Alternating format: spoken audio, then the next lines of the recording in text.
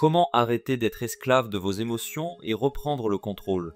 Vous est-il déjà arrivé de vous sentir complètement prisonnier de vos émotions?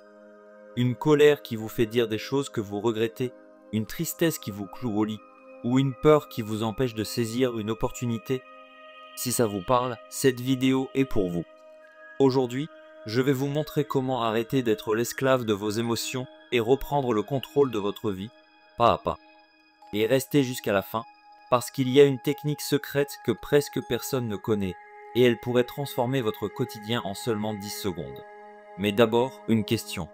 Quand avez-vous laissé vos émotions prendre une décision à votre place pour la dernière fois? Réfléchissez-y.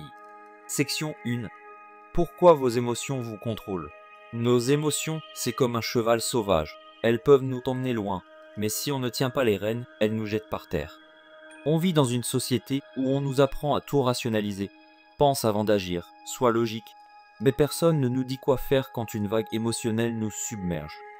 Résultat, on réagit au lieu d'agir. Écoutez ça. Selon une étude de l'université de Harvard, 80% de nos décisions quotidiennes sont guidées par nos émotions, pas par notre raison. Ça veut dire que quand vous évitez une conversation difficile, quand vous achetez quelque chose sur un coup de tête, ou même quand vous vous énervez dans les embouteillages, ce n'est pas vraiment vous qui êtes aux commandes. C'est votre cerveau émotionnel. Je vais vous raconter quelque chose. Il y a quelques années, j'ai raté une opportunité professionnelle énorme parce que j'ai laissé ma peur me paralyser. On m'a proposé de parler devant 200 personnes, et au lieu de dire oui, j'ai inventé une excuse bidon. Pourquoi? Parce que mon cerveau m'a crié « Tu vas échouer, tout le monde va se moquer de toi ». Mes émotions ont gagné. Et je ne veux pas que ça vous arrive. Mais voici la bonne nouvelle. On peut apprendre à dompter ce cheval sauvage. Et ça commence par comprendre ce qui se passe dans notre tête. Section 2. Le mécanisme des émotions. Visualisez votre cerveau comme une maison à 2 étages. En haut, il y a le cortex préfrontal. C'est le patron sage, celui qui planifie, qui analyse. En bas, dans la cave, il y a l'amygdale, l'alarme émotionnelle, toujours prête à sonner au moindre danger. Quand tout va bien, le patron dirige. Mais quand quelque chose vous stresse ou vous énerve, l'amygdale prend le contrôle et met le patron en mode silencieux. Imaginez, vous recevez un message de votre meilleur ami qui vous reproche quelque chose. Votre amygdale s'allume, alerte, trahison. Votre cœur bat plus vite, vos mains tremblent, et avant même de réfléchir, vous envoyez une réponse cinglante. 2 heures plus tard, vous regrettez. Ça vous est déjà arrivé, non? Dans quelques minutes, je vais vous donner une astuce pour désactiver cette alarme en moins de 10 secondes, promis, ça marche. Mais avant, il faut comprendre une chose essentielle. Les émotions ne sont pas là pour nous embêter. Ce sont des messagers. La colère vous dit « quelque chose doit changer ». La peur vous dit « protège-toi ». La tristesse vous dit « prends soin de toi ». Le problème, c'est qu'on les laisse parler trop fort, sans filtre. Et c'est là qu'on perd le contrôle. Alors, comment on reprend les rênes? On va voir ça avec 3 étapes concrètes, plus une technique bonus que vous allez adorer. Section 3. Les 3 étapes pour dompter vos émotions. Étape 1. Prendre une pause stratégique. Première étape. Mettez une barrière entre l'émotion et votre réaction. Comment? En prenant une pause stratégique. La prochaine fois que vous sentez la colère ou la panique monter, arrêtez tout et comptez jusqu'à 10. Oui, c'est simple, presque trop simple, mais c'est scientifiquement prouvé. Ces 10 secondes donnent au cortex préfrontal le temps de reprendre les commandes. Imaginez que vous êtes en réunion et un collègue prend le crédit pour votre idée. Votre sang commence à bouillir. Vous avez envie de l'interrompre et de lui dire ces 4 vérités. Mais au lieu de ça, vous respirez profondément, vous comptez jusqu'à 10. Et là, miracle, vous réalisez que vous pouvez attendre la fin de la réunion et en parler calmement avec lui. Vous venez de transformer une explosion en une conversation constructive.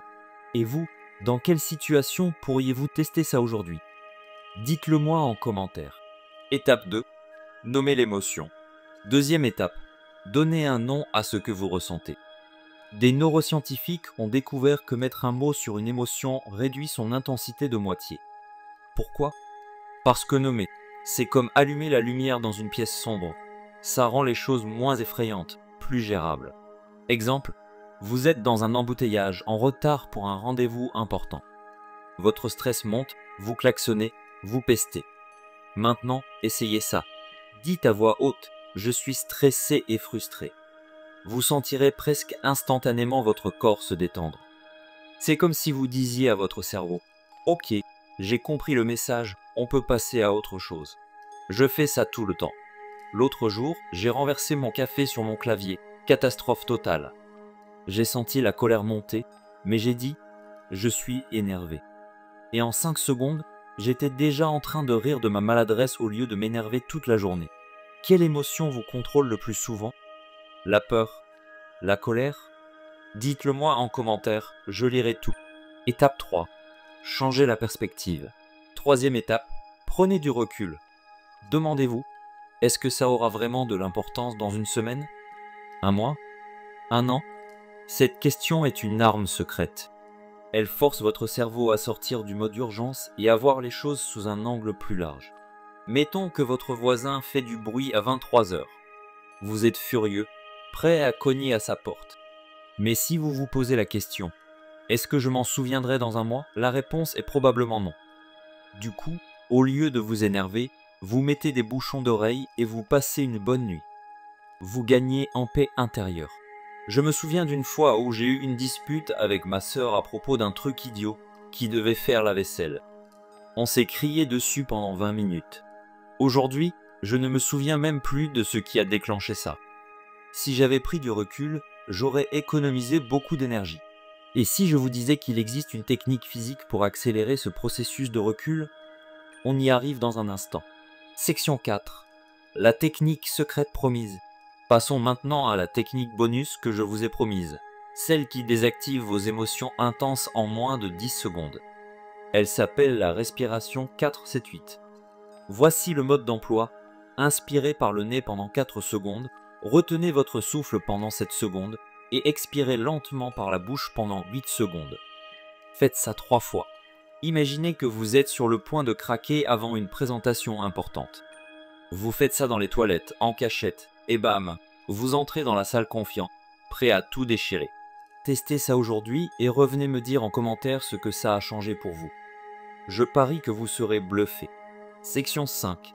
Bonus. Transformez les émotions en alliés. Et si je vous disais que vos émotions peuvent devenir vos meilleurs alliés?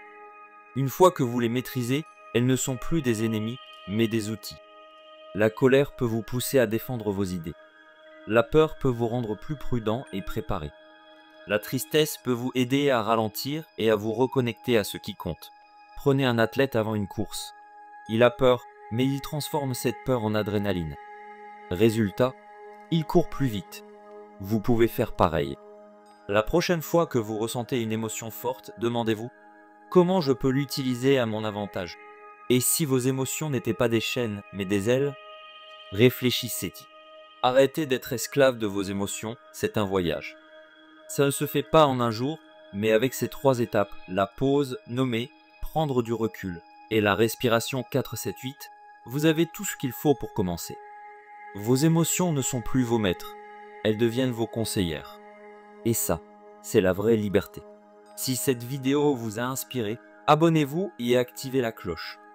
Prochainement, je vous montrerai comment transformer vos émotions négatives en carburant pour atteindre vos rêves. Vous ne voulez pas rater ça. Avant de partir, dites-moi en commentaire, quelle émotion voulez-vous dompter en premier? Et si vous avez aimé, un petit pouce bleu, ça fait toujours plaisir. À très vite.